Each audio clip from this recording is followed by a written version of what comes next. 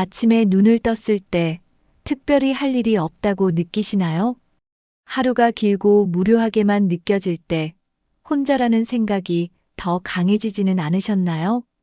젊었을 때는 가족과 친구, 직장 동료들과 바쁘게 살았지만 나이가 들수록 사람들과의 거리가 멀어지는 것 같습니다. 보고 싶은 사람들은 바쁘고 내가 먼저 연락하지 않으면 찾아오는 사람도 줄어드는 것 같죠. 그래서 그냥 텔레비전을 켜고 멍하니 시간을 보내지만 마음속 외로움은 사라지지 않습니다. 하지만 이렇게 외로움을 방치하면 건강에도 좋지 않은 영향을 미칠 수 있습니다. 연구에 따르면 지속적인 외로움은 신체 건강과 정신 건강에 부정적인 영향을 미칠 수 있다고 합니다. 외로움은 단순한 감정이 아니라 우리의 삶을 위협할 수도 있는 중요한 문제입니다. 하지만 걱정하지 마세요. 외로움을 극복하는 방법은 분명히 있습니다. 지금부터 제가 알려드릴 방법을 하나씩 실천해 보신다면 지금보다 훨씬 더 활기차고 행복한 노년을 보내실 수 있을 겁니다. 이 영상을 끝까지 보시면 외로움을 없애고 하루하루를 더 즐겁게 보내는 방법을 알게 되실 겁니다. 오늘 영상이 여러분의 삶에 작은 변화를 가져올 수 있길 바랍니다. 그렇다면 왜 나이가 들수록 외로움을 더 강하게 느끼게 되는 걸까요? 퇴직 후 오랜 친구들과의 연락이 뜸해지고 자녀들도 바쁘다 보니 집에 혼자 있는 시간이 많아졌습니다. 처음에는 혼자 있는 것도 괜찮겠지라고 생각했지만 점점 말수가 줄어들고 웃을 일도 줄어들었습니다. 하루 종일 집에만 있다 보니 몸도 무겁고 뭘 해도 재미가 없습니다. 사람을 만나고 싶어도 어디서 누구를 만나야 할지 모르겠고 새로운 친구를 사귀는 것도 쉽지 않습니다. 그래서 그냥 TV를 보거나 스마트폰을 들여다보며 시간을 보내는 경우가 많아졌습니다. 그런데 가만히 있으면 더 외로워지고 혼자라는 생각이 머릿속을 떠나지 않습니다. 내가 이렇게까지 외로움을 느껴야 하나? 라는 생각이 들 때도 있습니다. 하지만 이렇게 외로움을 방치하면 우울감이 깊어지고 삶의 활력도 떨어지게 됩니다. 나이가 들면서 외로움을 느끼는 것은 당연한 일이지만 그렇다고 그대로 둘 필요는 없습니다. 아주 작은 변화만 줘도 외로움을 극복할 수 있고 하루하루가 달라질 수 있습니다. 중요한 것은 내가 외로움을 이겨낼 수 있다는 마음가짐입니다. 그렇다면 외로움을 극복하고 삶을 더욱 즐겁게 만드는 방법에는 어떤 것들이 있을까요? 지금부터 하나씩 알아보겠습니다. 나이가 들수록 친구를 만들기가 어려워진다고 생각하는 분들이 많습니다. 하지만 인간관계는 노력하면 언제든 새롭게 형성할 수 있습니다. 젊을 때는 직장이나 학교에서 자연스럽게 사람을 만났지만 퇴직 후에는 그런 기회가 줄어듭니다. 그렇다고 해서 새로운 친구를 만들지 못하는 것은 아닙니다. 같은 관심사를 가진 사람들과의 만남은 새로운 인간관계를 형성하는 데 큰 도움이 됩니다. 예를 들어 독서 모임이나 역사 탐방 모임처럼 특정한 주제를 공유하는 모임에 참여하면 쉽게 친해질 수 있습니다. 처음에는 어색할 수 있지만 조금만 용기를 내서 대화를 시작하면 자연스럽게 친해질 수 있습니다. 중요한 것은 먼저 다가가고 말을 걸어보는 것입니다. 상대방도 마찬가지로 새로운 사람을 만나고 싶어 하는 경우가 많습니다. 가끔씩 먼저 안부를 묻거나 가벼운 대화를 나누는 것만으로도 친밀감이 형성됩니다. 사람은 혼자 살 수 없는 존재이며 누구나 좋은 친구를 원합니다. 새로운 인간관계를 만들면 외로움도 줄어들고 삶의 활력도 생깁니다. 그렇다면 이런 친구들을 어디에서 만날 수 있을까요? 동호회나 모임은 새로운 친구를 사귀는 가장 좋은 방법 중 하나입니다. 같은 관심사를 가진 사람들과 만나면 대화도 자연스럽게 이어집니다. 운동 동호회, 등산 모임, 여행 모임처럼 다양한 취미 활동을 공유하는 모임이 있습니다. 자신이 좋아하는 활동을 중심으로 모임을 찾으면 즐거운 시간을 보낼 수 있습니다. 활동적인 모임이 부담스럽다면 독서 모임이나 음악 감상 모임도 좋은 선택이 될 수 있습니다. 모임에 처음 나갈 때는 어색할 수도 있지만 한두 번 가다 보면 금방 친숙해집니다. 중요한 것은 꾸준히 참석하는 것입니다. 새로운 사람들과 어울리는 시간이 많아질수록 외로움도 자연스럽게 줄어듭니다. 많은 사람들이 모임을 통해 새로운 친구를 만들고 인생이 더욱 즐거워졌다고 말합니다. 또래 친구들과 시간을 보내면 공감할 수 있는 이야기가 많아져 즐거움도 커집니다. 동호회 활동은 단순히 시간을 보내는 것이 아니라 삶의 질을 높이는 중요한 요소입니다. 모임에서 친해진 사람들과 따로 만나 식사도 하고 여행도 가면서 관계가 더욱 깊어질 수 있습니다. 그런데 요즘은 모임에 직접 나가지 않아도 사람들과 소통할 수 있는 방법이 있습니다.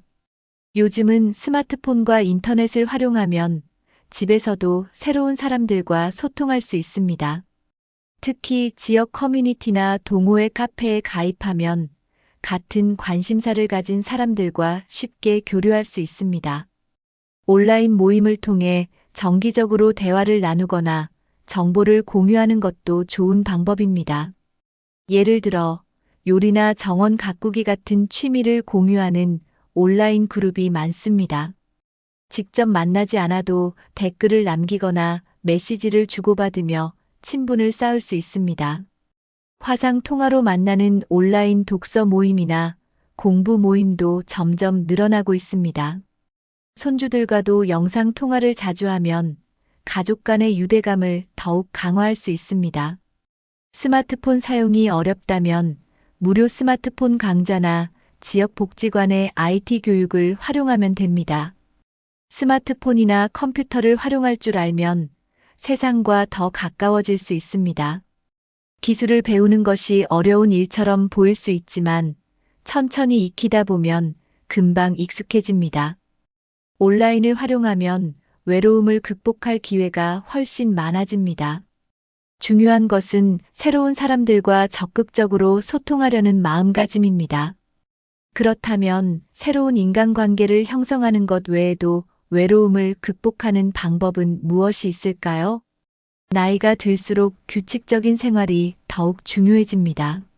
매일 일정한 시간에 일어나고 자는 습관을 가지면 생활에 안정감이 생깁니다. 하루 일과가 정해져 있으면 막연한 무료함과 외로움에서 벗어날 수 있습니다. 특히 아침에 일찍 일어나고 가벼운 스트레칭을 하면 하루가 활기차게 시작됩니다. 기상 시간을 일정하게 유지하면 몸도 자연스럽게 리듬을 맞춰 건강에도 도움이 됩니다. 불규칙한 생활을 하면 피곤함이 쌓이고 우울감이 커질 수 있습니다. 규칙적인 식사 시간을 정하는 것도 좋은 방법입니다. 일정한 시간에 밥을 먹고 가벼운 산책을 하면 생활의 리듬이 잡힙니다. 하루를 체계적으로 관리하면 시간 활용이 더 효율적으로 이루어집니다. 작은 습관이 쌓이면 삶의 질이 높아지고 불필요한 걱정을 줄일 수 있습니다. 중요한 것은 본인에게 맞는 일정을 정하고 꾸준히 실천하는 것입니다. 계획적인 생활을 하면 하루하루가 더 의미 있어지고 외로움도 자연스럽게 줄어듭니다. 그렇다면 하루 일과를 어떻게 구성하면 더욱 효과적일까요? 하루 일과를 계획할 때는 아침을 어떻게 시작할 것인지가 중요합니다. 아침에 간단한 운동을 하면 몸이 가벼워지고 기분이 좋아집니다. 산책을 하거나 가벼운 체조를 하면 활력이 생기고 하루를 더 활기차게 보낼 수 있습니다. 운동이 어렵다면 창문을 열고 깊게 심호흡을 하는 것만으로도 도움이 됩니다. 독서는 하루를 알차게 보내는 좋은 방법 중 하나입니다. 매일 아침 신문을 읽거나 관심 있는 분야의 책을 읽는 습관을 들이면 사고가 넓어집니다. 하루에 한 페이지라도 책을 읽으면 새로운 지식을 쌓을 수 있습니다. 취미 활동도 하루 일과에 포함하면 좋습니다. 예를 들어 그림 그리기, 글쓰기, 손뜨개 같은 활동은 정서적으로 안정감을 줍니다. 음악 감상이나 악기 연주도 스트레스를 해소하는 좋은 방법이 될 수 있습니다. 중요한 것은 본인이 즐겁게 할 수 있는 활동을 찾는 것입니다. 취미 활동을 하면서 성취감을 느끼면 외로움이 자연스럽게 사라집니다. 하지만 하루 계획을 세울 때 가장 중요한 요소 중 하나는 목표입니다. 목표가 있는 삶은 외로움을 극복하는데 큰 도움이 됩니다. 크고 거창한 목표가 아니어도 매일 작은 목표를 세우는 것이 중요합니다. 예를 들어, 오늘은 30분 동안 산책하기 같은 간단한 목표도 충분합니다. 작은 목표라도 달성하면 성취감을 느끼고 하루가 의미 있게 마무리됩니다. 가정 내에서 할 수 있는 작은 일들도 목표로 설정할 수 있습니다. 예를 들어, 오늘은 새로운 요리 한 가지를 해보겠다는 목표도 좋습니다. 손주들에게 편지를 쓰거나 오래된 사진을 정리하는 것도 좋은 활동이 될 수 있습니다. 성취감을 느끼면 자연스럽게 자신감이 생기고 우울한 기분도 줄어듭니다. 목표를 기록하는 습관을 들이면 더 동기부여가 됩니다.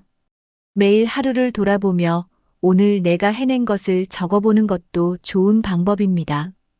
계획을 세우고 실행하고 성취하는 과정에서 삶의 의미를 찾을 수 있습니다.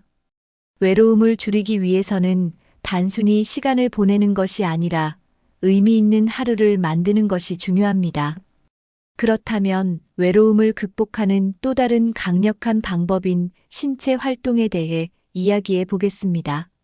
신체 활동은 외로움을 극복하는데 가장 효과적인 방법 중 하나입니다. 가벼운 운동만으로도 몸과 마음이 가벼워지고 긍정적인 에너지가 생깁니다. 특히 걷기는 누구나 쉽게 할 수 있는 최고의 운동입니다. 하루에 30분 정도만 걸어도 기분이 좋아지고 활력이 생깁니다. 걷기는 혈액순환을 도와 건강에도 좋고 자연을 보면서 마음을 안정시키는 효과도 있습니다. 아침이나 저녁에 공원을 걸으면 상쾌한 공기를 마시며 기분 전환을 할 수 있습니다. 스트레칭도 몸을 유연하게 해주고 긴장을 풀어주는 좋은 방법입니다. 아침에 일어나서 간단한 스트레칭을 하면 하루를 더 활기차게 시작할 수 있습니다. 요가나 명상 같은 활동도 외로움을 줄이고 정신을 맑게 해줍니다. 집에서 간단한 근력 운동을 하면 체력을 유지하는 데도 도움이 됩니다. 중요한 것은 무리하지 않고 꾸준히 운동하는 것입니다. 운동을 하면 기분이 좋아지고 자연스럽게 삶의 활력이 생깁니다. 그런데 운동이 단순한 신체 활동을 넘어 외로움을 줄이는데 도움이 되는 이유는 무엇일까요? 운동을 하면 뇌에서 엔도르핀과 세로토닌이라는 호르몬이 분비됩니다. 이 호르몬들은 기분을 좋게 하고 스트레스를 줄이는 효과가 있습니다. 그래서 운동을 하면 자연스럽게 행복한 기분을 느낄 수 있습니다. 실제로 연구에 따르면 규칙적인 운동을 하는 사람들은 그렇지 않은 사람들보다 우울증 위험이 낮습니다. 운동을 하면 신경 전달 물질이 활성화되면서 긍정적인 감정을 유지하는 데 도움이 됩니다. 특히 햇볕을 받으면서 걷거나 뛰는 것은 기분을 밝게 만드는 효과가 있습니다. 그래서 햇빛이 좋은 날에는 가볍게 밖으로 나가는 것이 좋습니다. 혼자 걷는 것이 심심하다면 음악을 들으면서 걸어도 좋습니다. 혹은 친구나 가족과 함께 운동하면 더욱 즐겁고 지속하기 쉽습니다. 운동을 하면서 몸이 가벼워지면 마음도 가벼워지고 자연스럽게 외로움이 줄어듭니다. 운동을 꾸준히 하면 수면의 질도 좋아지고 하루를 더 활기차게 보낼 수 있습니다. 운동이 생활의 일부가 되면 삶의 만족도도 높아집니다. 그런데 운동을 하면 외로움뿐만 아니라 새로운 인간관계를 형성하는 데도 큰 도움이 됩니다. 운동을 하면 새로운 사람들을 만날 기회가 자연스럽게 생깁니다. 혼자서 하는 운동도 좋지만 단체 운동을 하면 더 큰 효과를 볼 수 있습니다. 예를 들어 마을에서 운영하는 체육 프로그램이나 요가 강습에 참여하면 새로운 인연을 만들 수 있습니다. 공원에서 운동을 하다가 자주 마주치는 사람들과 인사를 나누면서 친해질 수도 있습니다. 등산 동호회나 자전거 모임 같은 운동 동호회에 가입하면 더 활발한 사회생활을 할 수 있습니다. 함께 운동을 하면서 자연스럽게 대화가 이어지고 공통 관심사를 공유하게 됩니다. 새로운 사람들과 만나면서 소속감을 느끼고 외로움이 줄어드는 효과를 볼 수 있습니다. 운동을 하다 보면 자연스럽게 생활 패턴도 건강하게 바뀝니다. 꾸준한 운동은 체력뿐만 아니라 자신감도 높여줍니다. 건강한 몸을 유지하면 외출도 더 자주 하게 되고 사회적 활동에도 적극적으로 참여하게 됩니다. 운동을 하면서 생긴 인간관계는 오래 지속되는 경우가 많습니다. 무엇보다도 운동은 도박이나 TV 시청 같은 소극적인 활동보다 훨씬 생산적인 취미입니다. 그렇다면 외로움을 극복하는 또 다른 방법으로 어떤 취미를 가지는 것이 좋을까요? 손을 사용하는 취미는 단순한 즐거움을 넘어 정신 건강에도 좋은 영향을 줍니다. 뜨개질, 자수, 공예, 그림 그리기 같은 활동은 집중력을 높이고 정서적 안정을 가져다 줍니다. 특히 반복적인 손동작을 하는 취미는 명상과 비슷한 효과를 주어 스트레스를 줄여줍니다. 뜨개질을 하다 보면 시간이 금방 지나가고 완성했을 때의 성취감도 큽니다. 직접 만든 작품을 가족이나 친구들에게 선물하면 더 큰 기쁨을 느낄 수 있습니다. 색칠하기나 그림 그리기도 창의력을 키우고 감정을 표현하는 좋은 방법입니다. 미술 활동은 심리 치료에도 활용될 정도로 감정 안정에 도움이 됩니다. 한 작품을 완성하면서 내가 해냈다는 만족감을 얻으면 자존감이 올라갑니다. 손을 바쁘게 움직이면 부정적인 생각을 줄이고 현실에 집중할 수 있습니다. 공예나 미술 활동을 함께하는 모임에 참여하면 새로운 친구도 사귈 수 있습니다.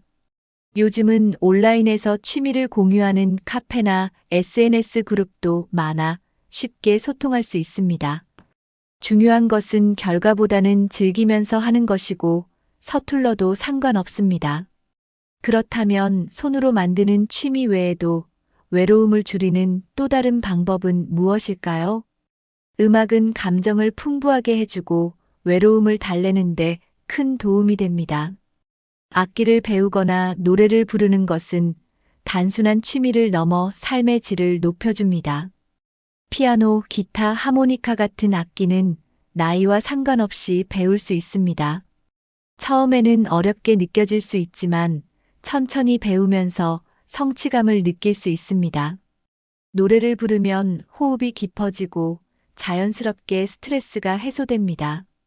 합창단이나 노래 교실에 참여하면 새로운 친구들을 사귀고 활기찬 시간을 보낼 수 있습니다. 음악은 감정을 표현하는 수단이기 때문에 마음의 안정을 찾는 데도 좋습니다. 좋아하는 음악을 들으며 가볍게 몸을 움직이는 것도 기분 전환에 효과적입니다. 음악 활동을 통해 뇌를 자극하면 기억력과 집중력이 향상됩니다. 요즘은 유튜브 같은 온라인 강의를 활용하면 집에서도 쉽게 악기를 배울 수 있습니다. 음악을 통해 일상의 무료함을 줄이고 생활에 활력을 더할 수 있습니다. 음악을 즐기는 시간은 혼자 있어도 외롭지 않게 만들어줍니다. 그런데 음악과 더불어 또 하나의 특별한 취미가 외로움을 극복하는데 큰 도움이 됩니다. 봉사활동은 외로움을 극복하면서 동시에 의미 있는 일을 하는 좋은 방법입니다. 다른 사람을 돕는 과정에서 삶의 보람을 느끼고 자존감도 높아집니다. 지역 복지관, 노인회관, 도서관, 어린이집 등에서는 다양한 봉사활동 기회를 제공합니다. 독거노인을 돕거나 어린이들에게 책을 읽어주는 활동도 좋은 선택이 될 수 있습니다. 봉사활동을 하면 새로운 사람들을 만나고 자연스럽게 사회적 관계가 형성됩니다. 많은 사람들이 봉사를 하면서 뜻밖의 좋은 인연을 만나기도 합니다. 도움이 필요한 사람들을 도우면서 자신이 누군가에게 필요한 존재라는 것을 느낄 수 있습니다. 봉사는 받는 사람뿐만 아니라 하는 사람에게도 큰 만족감을 줍니다. 정기적으로 봉사활동을 하면 생활 리듬이 일정해지고 하루하루가 의미 있어집니다. 처음에는 작은 일부터 시작해도 괜찮습니다. 나눔의 기쁨을 느끼면 자연스럽게 긍정적인 에너지가 생깁니다. 봉사활동을 통해 얻는 따뜻한 감정은 외로움을 사라지게 만드는 강력한 힘이 됩니다. 그렇다면 가장 중요한 가족과의 관계는 어떻게 유지해야 할까요? 가족과의 유대감은 노년의 외로움을 줄이는 가장 강력한 방법 중 하나입니다. 자녀나 손주들과 자주 연락하고 이야기를 나누면 정서적으로 큰 안정감을 느낄 수 있습니다. 하지만 많은 부모님들이 자녀들이 바빠서 연락하기 미안하다며 먼저 연락하지 않는 경우가 많습니다. 사실 바쁘더라도 부모님의 연락을 반가워하는 자녀들이 많습니다. 짧은 전화 한 통, 가벼운 문자 메시지만으로도 관계가 유지될 수 있습니다. 손주들에게도 먼저 안부를 묻고 관심을 가지면 자연스럽게 소통이 늘어납니다. 영상통화나 SNS를 활용하면 멀리 떨어져 있어도 가족과 쉽게 소통할 수 있습니다. 처음에는 어색하더라도 한두 번 시도하면 금방 익숙해질 수 있습니다. 가족과의 관계는 한쪽에서만 노력해서는 유지되기 어려우므로 먼저 다가가는 것이 중요합니다. 단순한 안부 인사만으로도 자녀나 손주들과의 관계는 한층 가까워질 수 있습니다. 가족이 가까이 있다는 느낌만으로도 외로움은 크게 줄어듭니다. 중요한 것은 부담을 주지 않으면서 자연스럽게 관계를 유지하는 것입니다. 그런데 자녀와의 관계에서 가장 주의해야 할 점이 무엇일까요?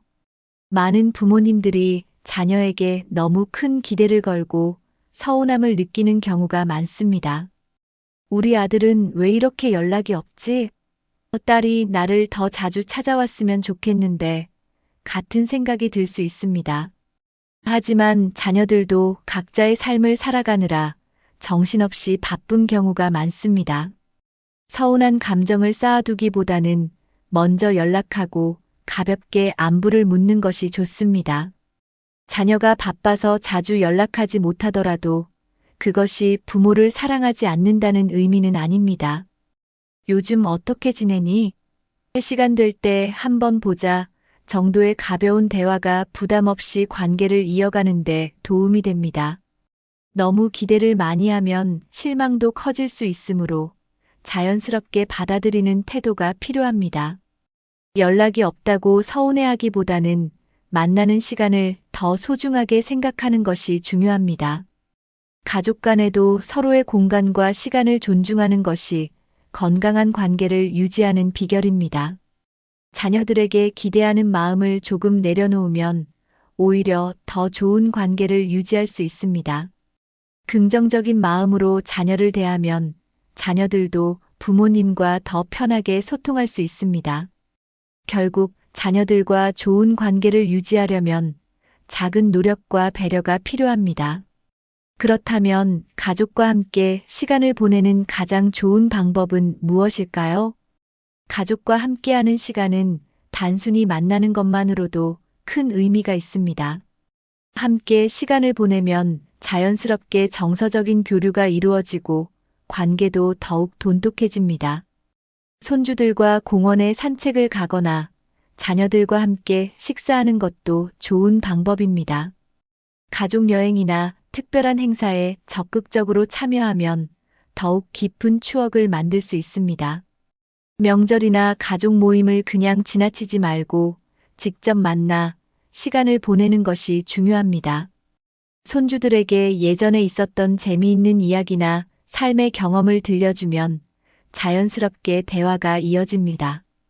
손주들은 할머니, 할아버지의 이야기를 흥미롭게 듣는 경우가 많습니다. 집에서 간단한 요리를 함께 하거나 보드게임을 하는 것도 즐거운 시간이 될 수 있습니다.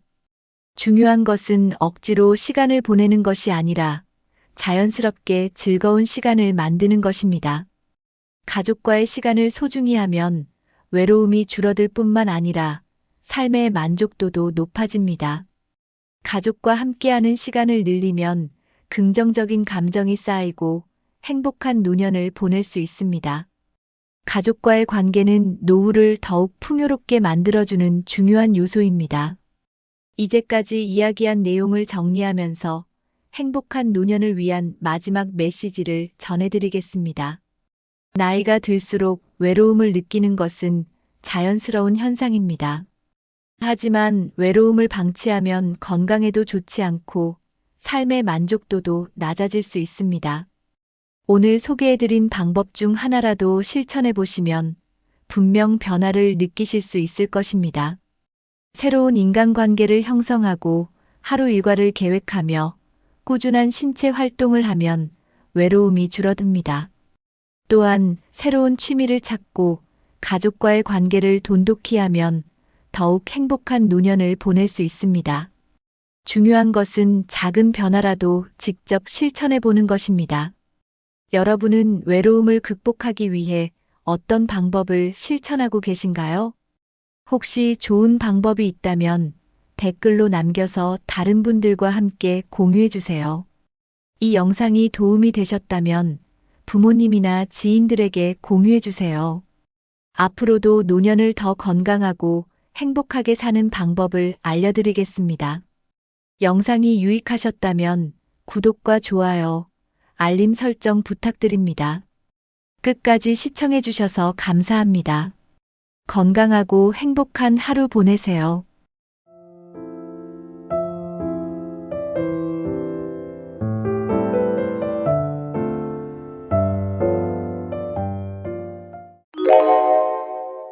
아파트는 많은 사람들이 가장 안전한 투자라고 믿는 자산입니다. 그래서 많은 분들이 노후를 위해 모든 자산을 아파트에 투자하기도 하죠. 하지만 이런 선택이 오히려 노후를 위태롭게 만들 수 있다는 사실을 알고 계신가요? 오늘은 아파트에 올인한 경우 발생할 수 있는 위험들과 이를 예방하기 위한 대안을 살펴보겠습니다. 끝까지 시청하셔서 노후를 더 안정적으로 준비하는 방법을 함께 고민해 보세요. 1. 자산의 유동성 부족.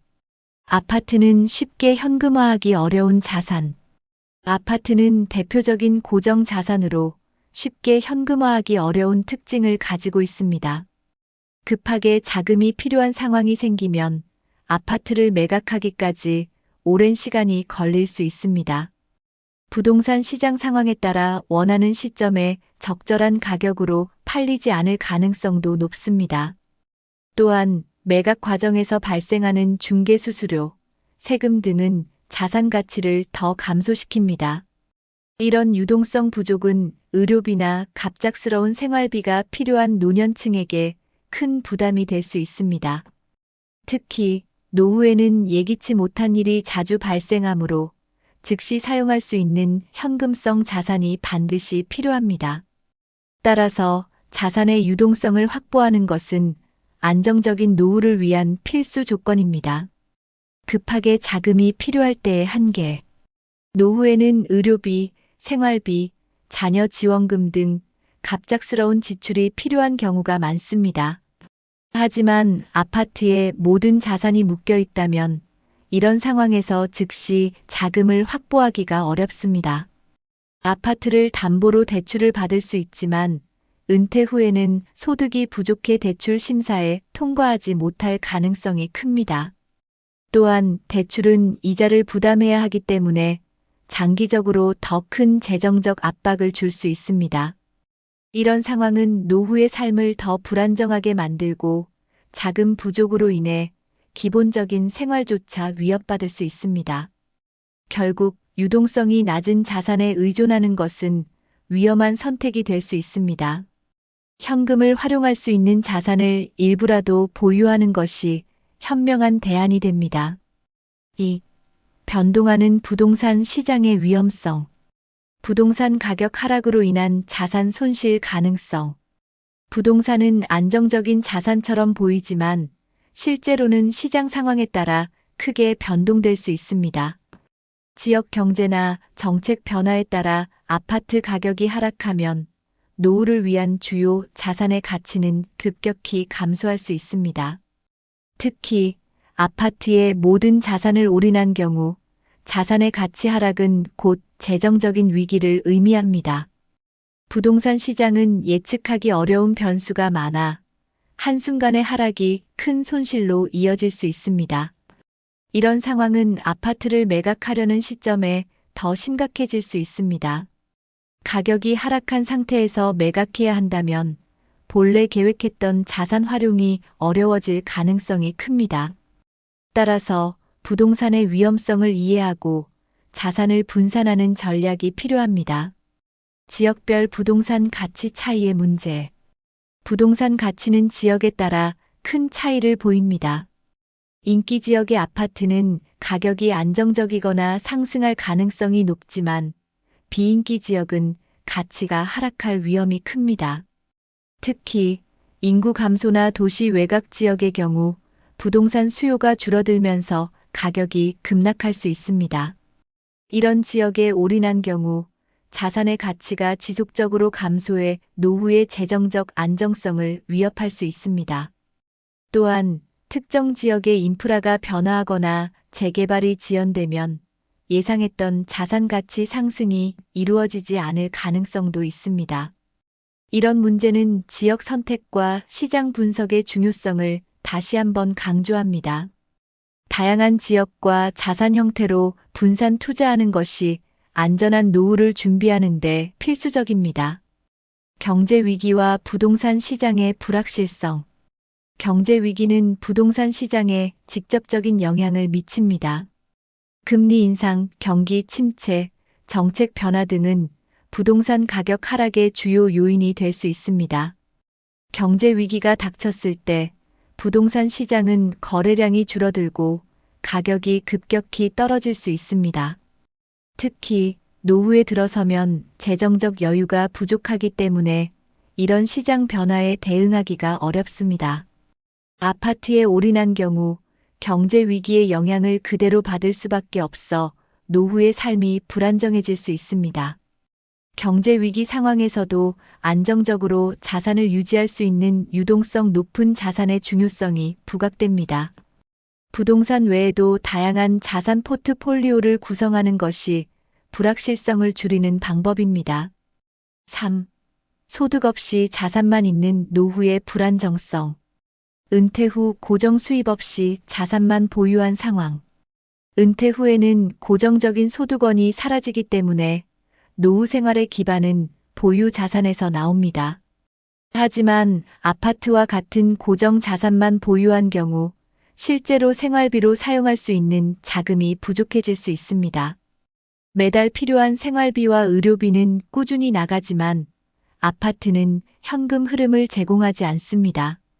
결국 자금을 마련하기 위해 아파트를 매각하거나 대출을 선택해야 하는데 이는 또 다른 부담으로 작용할 수 있습니다.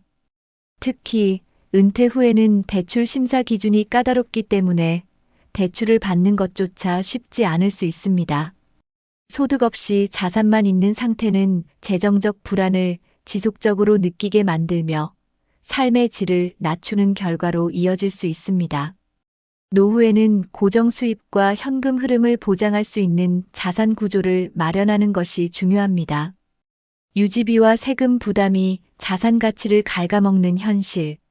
아파트는 단순히 보유하는 것만으로도 지속적인 비용이 발생하는 자산입니다. 관리비, 재산세, 그리고 때로는 종합부동산세까지 다양한 비용이 정기적으로 지출됩니다. 이러한 유지비와 세금은 고정소득이 없는 은퇴자들에게 큰 재정적 부담으로 다가옵니다. 특히 아파트 가치가 높아질수록 세금 부담도 커지는데 이는 실제로 사용 가능한 자금이 더 줄어든다는 의미입니다. 만약 추가적인 수입 없이 이 비용을 감당해야 한다면 결국 다른 자산을 매각하거나 생활 수준을 낮추어야 할 상황에 처할 수 있습니다. 이와 같은 상황은 노후 생활의 안정성을 심각하게 위협합니다. 따라서 아파트를 보유하면서 발생하는 비용에 대한 철저한 계획과 대비가 필요합니다. 생활비 부족으로 자산 매각의 압박. 아파트에 올인한 경우 생활비가 부족해지면 결국 자산 매각을 고려할 수밖에 없습니다. 하지만 부동산 시장 상황이 좋지 않을 때 매각하려고 하면 적정 가격을 받지 못할 가능성이 높습니다. 게다가 매각에는 시간이 걸리기 때문에 즉시 자금을 확보하기가 어렵습니다. 이로 인해 필요한 순간에 적절히 대처하지 못해 재정적 어려움이 더 심화될 수 있습니다. 일부는 자산을 매각하지 못한 채 대출로 생활비를 충당하려 하지만 이는 또 다른 부채 문제로 이어질 수 있습니다. 생활비 부족 상황에서 자산 매각의 압박은 은퇴자의 심리적 스트레스를 가중시키며 노후의 질을 심각하게 떨어뜨립니다. 이런 문제를 예방하려면 현금화가 가능한 자산을 병행해 보유하는 전략이 필수적입니다. 4. 주거와 재테크 혼동의 위험. 주거를 자산으로만 바라본 잘못된 접근. 아파트는 기본적으로 주거 공간이지만 이를 재테크 수단으로만 바라보는 시각이 문제를 초래할 수 있습니다. 주거는 안정적인 생활을 위한 기본 조건으로 가격 변동에 지나치게 의존할 경우 삶의 안정성이 흔들릴 수 있습니다. 아파트를 자산으로만 간주하면 생활의 질보다는 시장 가치에 집착하게 되어 불필요한 스트레스를 유발합니다. 또한 투자 목적으로 아파트를 구매했더라도 그 가치를 실현하려면 매각이 필요하며 이는 실질적인 자금 흐름을 즉각 제공하지 못합니다. 특히 노후에는 주거 안정이 중요한데 재테크 수단으로만 접근하다 보면 주거 자체의 목적을 잃을 수 있습니다. 주거와 재테크는 분리해서 접근해야 안정적이고 행복한 노후를 보낼 수 있습니다. 이를 위해 다양한 자산 전략을 병행하며 주거와 투자의 균형을 맞추는 것이 중요합니다. 과도한 대출로 인한 재정 압박. 아파트 구매 시 과도한 대출은 노후 재정에 심각한 부담을 줄 수 있습니다. 특히 대출금을 갚기 위해 은퇴 이후에도 일정 수준의 소득이 필요하지만 현실적으로 이는 쉽지 않은 상황입니다. 대출 상환 부담이 생활비 부족으로 이어지면 다른 필요한 지출을 줄이거나 자산을 매각해야 할 수도 있습니다. 금리가 상승하면 대출 이자 부담이 가중되어 재정적 어려움은 더욱 커질 수 있습니다. 또한 대출은 정기적으로 고정 지출을 요구하므로 유동성이 부족한 노후 재정에서 큰 압박 요인이 됩니다. 이러한 상황은 경제적 스트레스를 유발하고 노후의 삶의 질을 떨어뜨리는 결과를 가져옵니다. 따라서 대출 없이 주거를 안정적으로 마련할 방법을 고민하거나 대출 규모를 최소화하는 것이 중요합니다. 노후 생활의 안정성을 잃는 결과 아파트에 올인하고 대출까지 과도하게 부담하는 경우 노후의 재정적 안정성이 크게 흔들립니다. 안정적이어야 할 노후가 자산 가치 변동과 대출 상환 문제로 인해 불안정해질 수 있습니다. 이는 단순히 경제적 문제를 넘어 정신적 스트레스와 삶의 질 저하로 이어질 가능성이 큽니다. 아파트가 아닌 다른 형태의 자산 분산을 통해 안정성을 확보했다면 이런 문제를 예방할 수 있었을 것입니다. 노후에는 재정적 스트레스를 줄이고 예측 가능한 생활비와 자산 활용 계획이 중요합니다. 모든 것을 한 자산에 집중한 결과 노후가 위험에 처하는 상황을 피하려면 미리 다양한 대안을 고려해야 합니다. 결국 노후의 안정성을 보장하려면 아파트 투자 외에도 현금성 자산과 다양한 투자 포트폴리오를 갖추는 것이 필수적입니다. 5. 노후를 대비하는 올바른 자산 관리 방안. 다양한 자산 분산 투자 전략. 노후를 안정적으로 보내기 위해서는 자산을 한 곳에 집중하지 않고 분산 투자하는 것이 중요합니다. 부동산은 물론이고 금융자산, 연금, 주식, 채권 등 다양한 형태로 자산을 나눌 필요가 있습니다. 이렇게 하면 특정 자산의 가치가 하락하더라도 전체적인 재정적 안정성을 유지할 수 있습니다. 분산 투자는 단순히 위험을 줄이는 것뿐만 아니라 여러 소득원을 통해 꾸준한 현금 흐름을 확보하는 데도 도움을 줍니다. 예를 들어 부동산을 일부 매각해 금융상품에 투자하면 유동성을 확보할 수 있습니다.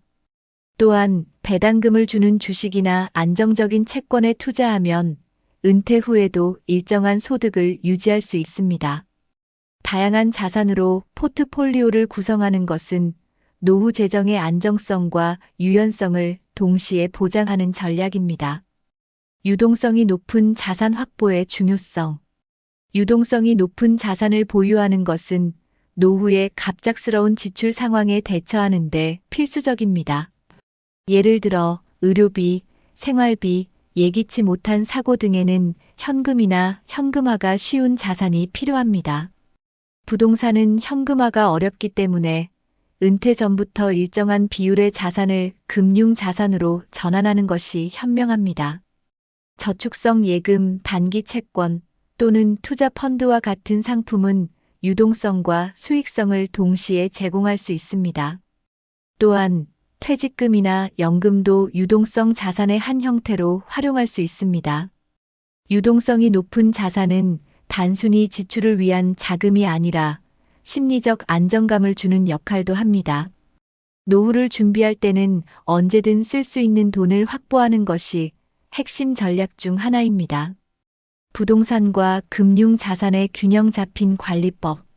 부동산과 금융자산의 균형을 맞추는 것은 노후 자산 관리의 핵심입니다. 부동산은 장기적인 가치 상승 가능성을 제공하지만 현금 흐름이 부족하다는 단점이 있습니다. 반면 금융자산은 유동성과 소득 창출 측면에서 강점을 가지고 있습니다.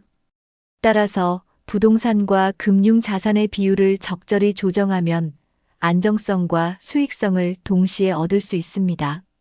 예를 들어 주거용 아파트는 기본으로 보유하되 투자용 부동산은 매각해 금융자산으로 전환할 수 있습니다. 연금 상품이나 고정 수익이 보장되는 금융 상품에 투자하면 매달 고정적인 소득을 확보할 수 있습니다. 이 균형 잡힌 자산 관리는 노후의 재정적 안정성을 강화하고 다양한 상황에 유연하게 대응할 수 있는 기반을 제공합니다. 아파트에 올인하는 선택은 단기적으로는 안정적일 수 있지만 장기적으로는 노후를 위험에 빠뜨릴 수 있습니다. 다양한 자산 분산, 유동성 확보, 균형 잡힌 관리법을 통해 더 안정적이고 행복한 노후를 준비하세요. 이 영상이 유익하셨다면 구독과 좋아요를 눌러주세요. 여러분의 노후 준비 전략이나 경험을 댓글로 공유해주세요. 함께 더 나은 노후를 만들어 갑시다.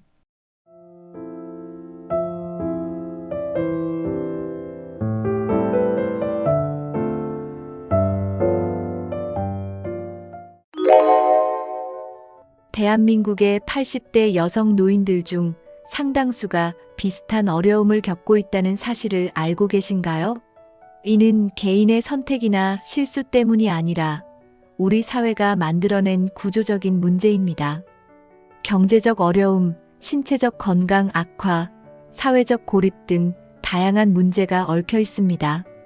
오늘은 이들이 겪는 비극적인 현실과 그 원인, 그리고 우리가 할 수 있는 해결책에 대해 이야기해 보려고 합니다.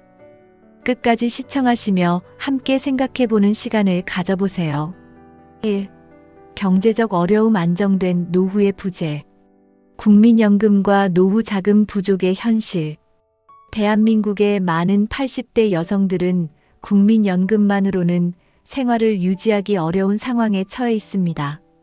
젊은 시절 경제활동에 참여하지 못한 경우가 많아 연금 수급액이 턱없이 적기 때문입니다. 여기에 생활비와 의료비가 겹치면서 경제적 어려움이 가중되고 있습니다. 이로 인해 기본적인 생활조차 힘든 노인 빈곤 문제가 사회적으로 대두되고 있습니다. 경제적 지원이 부족한 현실은 이들의 삶을 더 어렵게 만들고 있습니다. 자녀에게 경제적으로 의존하게 되는 상황. 많은 할머니들은 자녀들에게 의존하며 노년을 보내고 있습니다. 하지만 자녀들도 경제적으로 여유롭지 못한 경우가 많아 부모를 지원하는데 한계를 느낍니다. 이로 인해 부모와 자녀 사이에 갈등이 발생하거나 의존을 줄이기 위해 스스로를 더 고립시키는 경우가 많습니다. 가족 간의 경제적 의존은 심리적 부담으로 이어져 삶의 질을 크게 떨어뜨립니다. 이는 개인의 문제를 넘어 사회적 지원의 부족을 보여줍니다. 빈곤과 고독을 동시에 겪는 독거노인의 증가. 대한민국에서 독거노인의 수가 점점 증가하고 있습니다.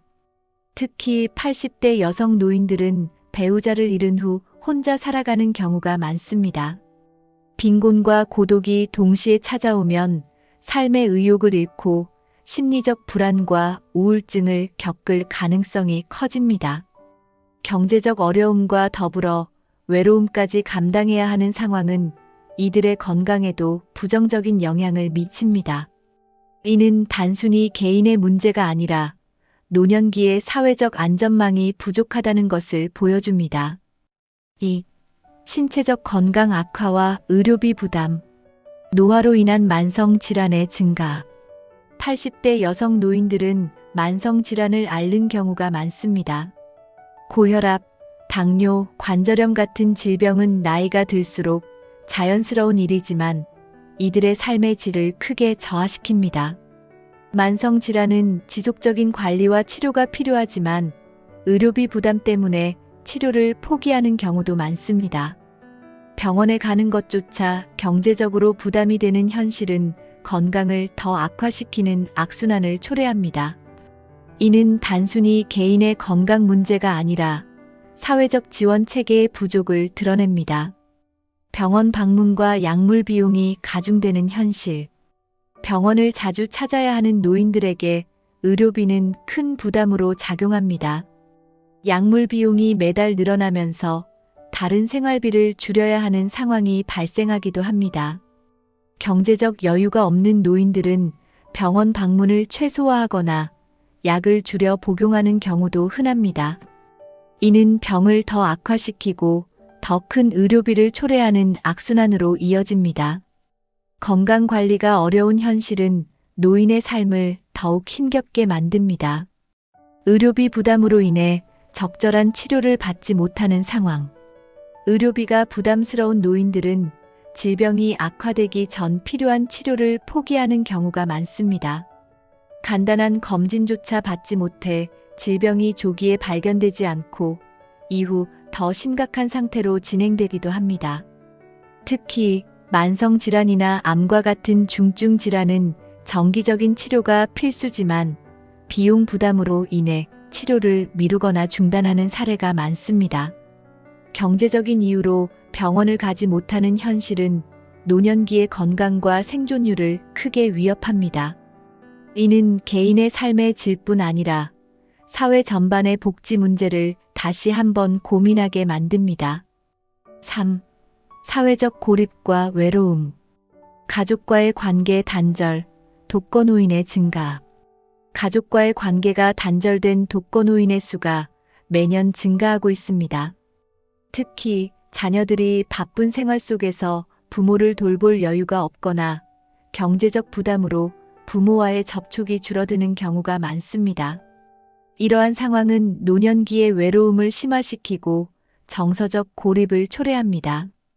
부모 입장에서 자녀에게 부담이 되고 싶지 않아 스스로 관계를 끊는 경우도 있어 문제가 더 복잡해집니다. 결국 이러한 고립은 정신적 건강을 악화시키고 심리적 고통을 동반하게 됩니다. 친구나 동료의 부재로 인한 정서적 고립. 80대 여성 노인들은 나이가 들수록 친구와 동료를 잃는 경험을 하게 됩니다. 이로 인해 자신의 이야기를 나눌 사람이나 감정을 공유할 상대가 점점 줄어듭니다.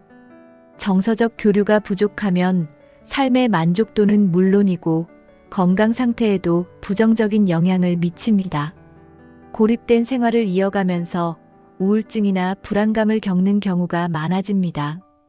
이런 정서적 고립은 단순히 외로움을 넘어 신체 건강에도 악영향을 미칠 수 있습니다. 외로움이 정신적, 신체적 건강에 미치는 영향. 외로움은 단순히 마음의 문제로 끝나지 않습니다. 연구에 따르면 지속적인 외로움은 우울증, 불안감 같은 정신 건강 문제를 초래하며 심장병과 같은 신체적 질병의 위험도 증가시킵니다. 외로움이 신체에 미치는 영향은 흡연과 같은 수준으로 치명적이라는 연구 결과도 있습니다. 사회적 교류가 줄어들면 신체 활동도 감소하고 생활의 의욕을 잃게 되는 악순환이 발생합니다. 결국 외로움은 정신적, 신체적 건강을 모두 위협하며 노년기의 삶의 질을 크게 저하시킵니다. 4. 노인 복지 시스템의 한계.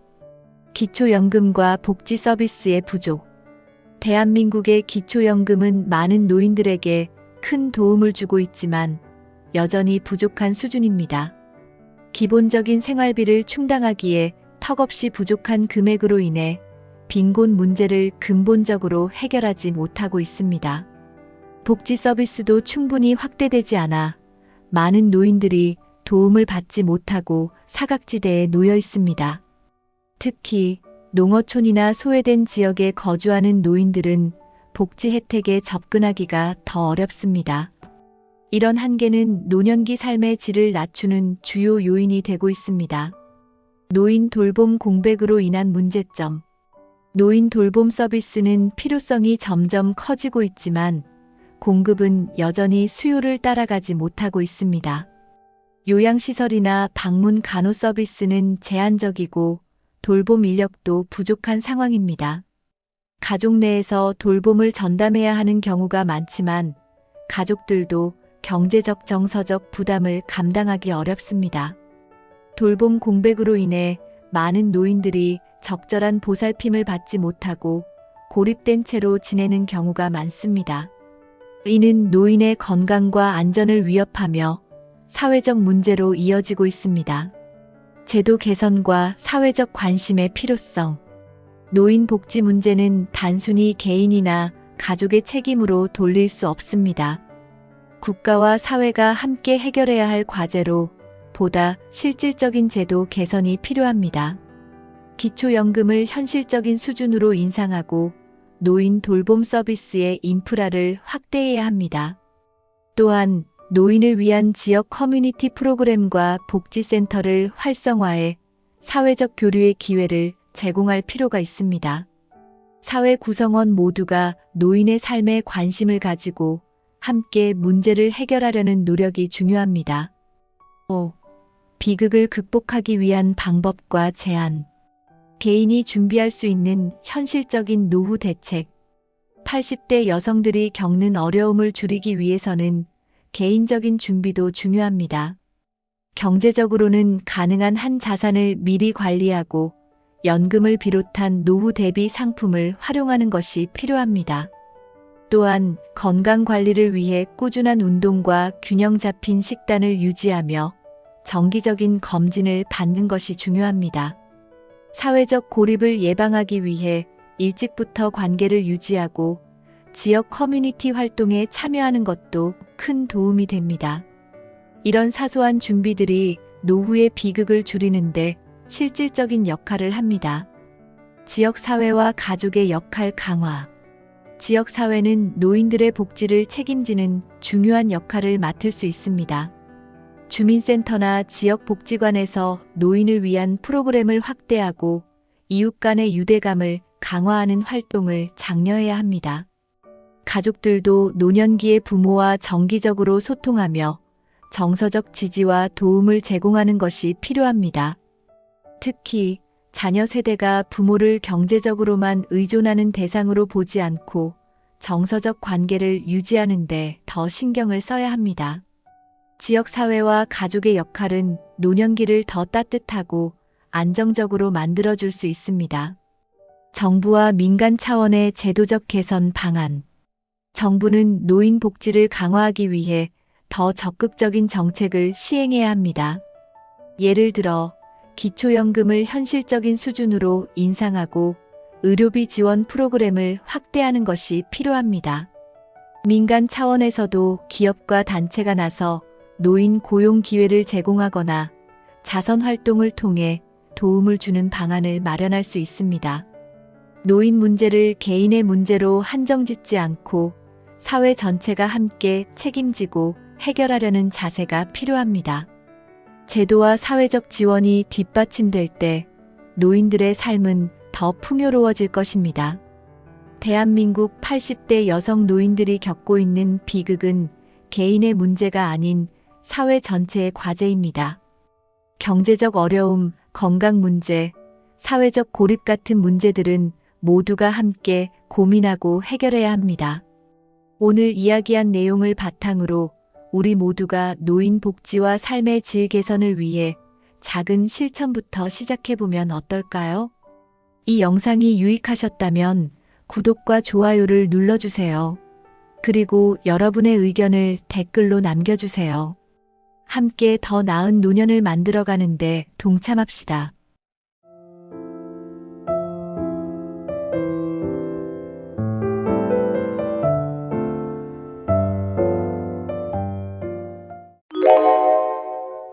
(60대) 이후의 삶에서 고독사는 더 이상 남의 이야기가 아닙니다.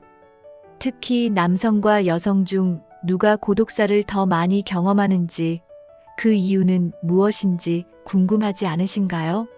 이 문제는 단순히 숫자로만 볼 수 없는 복잡한 사회적, 개인적 원인이 얽혀 있습니다. 오늘은 60대 남성과 여성의 고독사 비율과 그 이유를 분석하며 우리가 어떻게 이 문제를 예방할 수 있을지 이야기해 보겠습니다. 끝까지 시청하시며 이 중요한 주제를 함께 고민해 보세요. 1. 60대 남성과 여성의 고독사 통계. 남성과 여성의 고독사 비율 비교. 고독사 통계는 남성이 여성보다 더 높은 비율을 보이고 있습니다. 특히 60대 이후 남성의 고독사는 은퇴와 배우자 상실 등으로 인해 급격히 증가합니다. 여성은 남성보다 고독사 비율이 낮지만 최근 독거 여성 노인의 증가로 인해 그 비율도 점차 높아지고 있는 추세입니다. 이런 차이는 성별에 따른 사회적 역할과 관계망의 차이에서 비롯됩니다. 남성은 은퇴 후 사회적 관계가 급격히 줄어드는 반면 여성은 가족 중심의 관계를 유지하려는 경향이 있기 때문입니다. 그러나 남성도 여성도 사회적 안전망이 부족할 경우 고독사의 위험은 공통적으로 높아집니다. 이 통계는 고독사가 성별의 문제만이 아니라 사회 구조적인 문제임을 시사합니다. 사회적, 경제적 요인이 미치는 영향. 고독사는 사회적, 경제적 요인과 깊은 연관이 있습니다. 남성은 경제적 역할이 끝난 후 관계망을 잃는 경우가 많아 심리적 고립으로 이어집니다. 반면 여성은 경제적 어려움이 고독사의 주요 요인으로 작용합니다. 독거 여성 노인의 상당수는 경제적으로 자립하지 못한 상태에서 복지의 사각지대에 놓여 있습니다.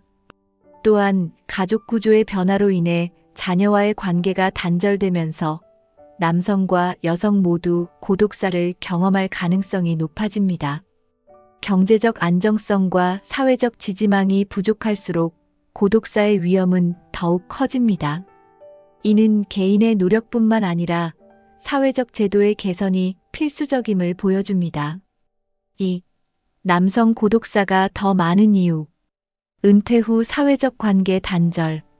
60대 남성들은 은퇴 후 급격히 사회적 관계가 단절되는 경험을 하게 됩니다.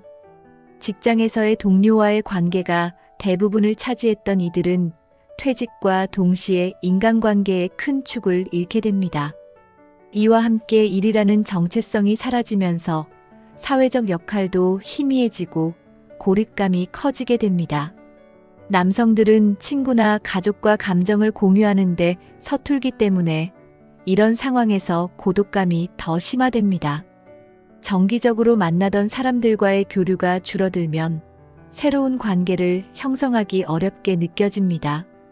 은퇴 후 취미나 활동을 통해 관계를 이어가는 경우도 있지만 이런 사례는 상대적으로 적습니다. 결과적으로 이러한 관계 단절은 고독사의 주요 원인으로 작용합니다. 감정을 표현하지 않는 문화적 배경. 많은 남성들은 어릴 때부터 감정을 표현하는 것을 억제하는 문화적 영향을 받았습니다. 남자는 강해야 한다는 사회적 기대 속에서 자란 이들은 고독이나 외로움을 쉽게 표현하지 못합니다. 이러한 감정 억제는 내부적으로 고립감을 더욱 악화시키고 도움을 요청하지 않게 만듭니다. 친구나 가족에게 도움을 구하기보다는 혼자 문제를 해결하려는 경향이 강합니다. 이로 인해 정신 건강 문제를 겪어도 이를 숨기며 방치하다 고립되는 경우가 많습니다. 감정을 표현하고 도움을 요청하는 것은 고독사를 예방하는 중요한 방법이지만 남성들에겐 여전히 큰 도전 과제입니다. 이는 개인적인 성향을 넘어 사회적 인식의 변화를 요구합니다. 독립적인 생활 방식과 가족과의 거리감. 남성들은 은퇴 후에도 독립적인 생활 방식을 유지하려는 경향이 강합니다. 자녀나 가족에게 부담을 주지 않으려는 마음이 이런 태도를 강화합니다. 그러나 이러한 독립성은 때로는 고립으로 이어져 가족과의 관계가 멀어지는 결과를 초래하기도 합니다. 자주 연락하거나 도움을 요청하지 않다 보니 점점 가족들과의 교류가 줄어들게 됩니다. 특히 독거 남성 노인들은 이러한 상황에서 외로움이 극대화될 수 있습니다. 독립적인 생활이 중요한 가치일 수 있지만 관계를 유지하는 데 필요한 최소한의 교류는 반드시 필요합니다. 이런 생활 방식은 때로는 고독사를 부르는 위험 요소로 작용할 수 있습니다. 3. 여성 고독사가 늘어나는 이유. 배우자 사망 후의 심리적 고립. 60대 이후 여성들은 배우자를 잃으면서 심리적 고립을 경험하는 경우가 많습니다. 남성보다 평균 수명이 긴 여성들은 배우자와 사별한 후 혼자 살아가는 시간이 더 길어질 가능성이 높습니다. 배우자와의 상실은 단순히 정서적 고통뿐 아니라 생활 전반에서 의지하던 존재를 잃게 되는 경험을 의미합니다. 혼자서 가정을 꾸려나가야 하는 책임감과 외로움이 동시에 찾아오면서 심리적으로 큰 부담을 느낄 수 있습니다. 특히 배우자를 잃은 이후 사회적 교류가 줄어들면 고립감은 더 심화됩니다. 여성들은 대체로 감정을 나누는 능력이 뛰어나다고 하지만 배우자와의 상실은 그마저도 어렵게 만드는 경우가 많습니다.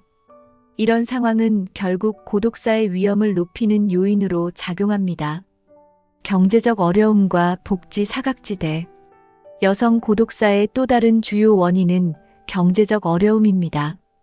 많은 여성들은 젊은 시절 경제활동에 참여하지 못하거나 참여했더라도 안정적인 소득을 누리지 못한 경우가 많습니다. 이로 인해 노후의 경제적 자립이 어려워지고 복지의 사각지대에 놓이게 됩니다. 특히 독거 여성 노인의 경우 고정된 소득 없이 기초연금에만 의존해야 하는 현실이 고립과 빈곤을 동시에 유발합니다. 경제적 불안정은 정신적 스트레스를 가중시키고 사회적 관계를 유지하거나 새로 형성하는 데도 제약이 됩니다. 사회적 지원이 부족한 상황에서는 이런 문제들이 복합적으로 얽혀 여성 고독사의 주요 원인으로 작용하게 됩니다. 오래된 관계의 단절과 새로운 관계 형성의 어려움. 여성들은 나이가 들수록 오래된 관계들이 점차 단절되는 경험을 합니다. 친구들이 사망하거나 거리가 멀어지면서 기존의 정서적 지지망이 약해질 수 있습니다. 새롭게 관계를 형성하려고 해도 나이 든 여성들에게는 이를 시도하는 것이 쉽지 않은 과제입니다. 나이가 들수록 새로운 환경에 적응하거나 새로운 사람과 관계를 맺는 것이 더 어렵게 느껴질 수 있습니다. 가족과의 교류도 줄어들면서 정서적으로 더욱 고립되기 쉽습니다. 기존의 관계가 단절되고 새로운 관계를 만들기 어려운 현실은 여성들에게 고독사의 위험을 높이는 중요한 요인이 됩니다. 이는 여성 고독사 문제가 단순히 개인의 문제가 아니라 사회적 지원이 필요하다는 것을 보여줍니다. 4. 고독사의 사회적 요인과 구조적 문제. 가족 구조 변화와 1인 가구 증가. 최근 들어 전통적인 가족 구조가 점차 변화하면서 1인 가구가 급증하고 있습니다. 이는 젊은 세대뿐 아니라 노년층에서도 두드러지게 나타나는 현상입니다. 과거에는 대가족 중심으로 부모와 자녀가 함께 사는 것이 일반적이었지만 이제는 독립적인 생활 방식이 보편화되었습니다. 노년층에서는 배우자, 사별, 자녀와의 거리감 또는 가족과의 관계 단절로 인해 독거 생활을 하는 경우가 많아지고 있습니다. 1인 가구의 증가는 개인의 자유와 독립성을 강조하지만 사회적 고립의 위험도 함께 높입니다. 특히 사회적 안전망이 부족한 경우 1인 가구 노인들은 고독사의 위험에 더 크게 노출됩니다. 이는 개인의 선택뿐 아니라 사회적 구조의 변화가 고독사 증가에 영향을 미친다는 점을 보여줍니다. 지역 커뮤니티와 사회적 지원 부족. 지역 사회에서의 커뮤니티와 지원망은 고독사를 예방하는 데 중요한 역할을 합니다.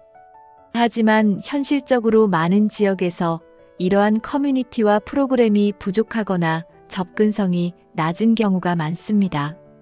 특히 도시 지역의 경우 이웃 간의 교류가 적고 단절된 생활 방식을 유지하는 노인들이 많습니다. 지방에서는 복지 인프라가 미비해 고립된 노인들에게 지원이 닿기 어려운 상황입니다. 지역 커뮤니티에서의 활동 참여는 노인들에게 소속감과 사회적 유대를 제공하지만 이를 활용할 수 있는 환경이 충분하지 않습니다. 결과적으로 지역사회의 관심과 복지체계의 부족은 노년층 고독사를 증가시키는 주요 요인 중 하나로 작용합니다. 노인 복지 시스템의 한계.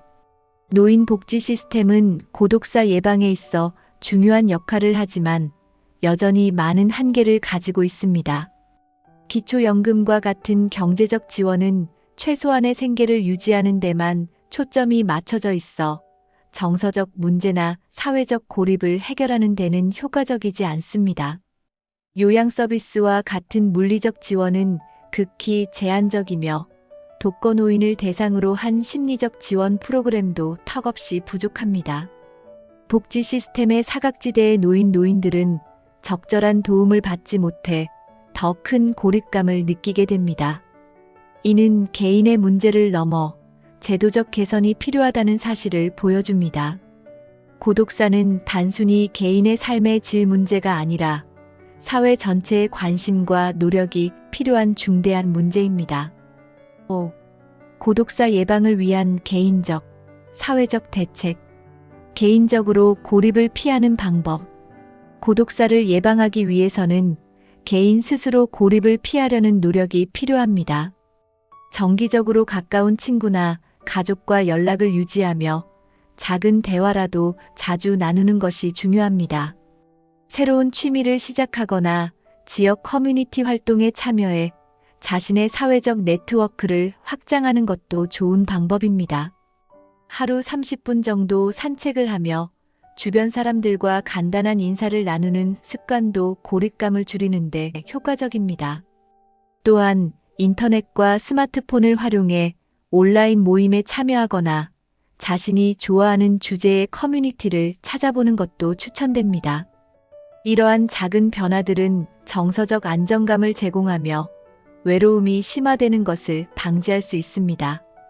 개인적으로 노력하는 동시에 자신이 도움을 받을 수 있는 지원 체계를 적극적으로 찾는 것도 필요합니다. 가족과 지역사회의 적극적인 역할. 가족과 지역사회는 고독사를 예방하는 데 중요한 역할을 합니다. 가족은 노년층이 정서적으로 고립되지 않도록 자주 연락하고 방문하며 작은 관심이라도 표현해야 합니다. 지역 사회에서는 노인들을 위한 정기적인 모임이나 프로그램을 운영해 이들이 소속감을 느끼고 교류할 수 있는 기회를 제공해야 합니다. 예를 들어 주민센터나 지역복지관에서 산책 모임, 요가 강좌, 혹은 독서 모임과 같은 활동을 기획하면 노인들의 차별을 유도할 수 있습니다. 또한 이웃 간의 교류를 장려하고 가까운 이웃이 서로 돌보는 시스템을 구축하는 것도 효과적입니다. 가족과 지역사회가 함께 협력하여 노인들이 느끼는 외로움과 고립감을 해소할 수 있는 환경을 만들어야 합니다. 제도적 개선과 노인 복지 강화 방안. 고독사를 예방하기 위해서는 제도적인 개선이 필수적입니다. 정부는 노인들을 위한 복지 제도를 강화하고 특히 독거노인을 대상으로 한 정서적, 물리적 지원 프로그램을 확대해야 합니다. 기초연금의 현실화와 함께 의료비 지원, 심리 상담 서비스, 방문 돌봄 서비스 등을 더 체계적으로 운영할 필요가 있습니다. 또한 지역사회에서 노인들을 위한 커뮤니티 공간을 늘리고 무료 프로그램을 제공해 이들이 참여할 수 있는 기회를 확대해야 합니다. 민간 차원에서도 노인 고용 기회를 제공하거나 자선단체를 통해 독거노인을 지원하는 노력이 필요합니다. 이러한 제도적 접근은 고독사를 줄이고 노인들이 더 안전하고 풍요로운 노년을 보낼 수 있는 기반이 됩니다. 60대 남성과 여성의 고독사는 단순히 성별 차이로만 설명할 수 없는 복합적인 문제입니다. 경제적 어려움, 사회적 고립, 제도적 부족 등 여러 요인이 얽혀 있는 이 문제는 개인과 사회, 정부가 함께 노력해야 해결할 수 있습니다. 오늘 다룬 내용이 고독사 문제를 이해하고 예방할 실질적인 방법을 찾는 데 도움이 되었길 바랍니다.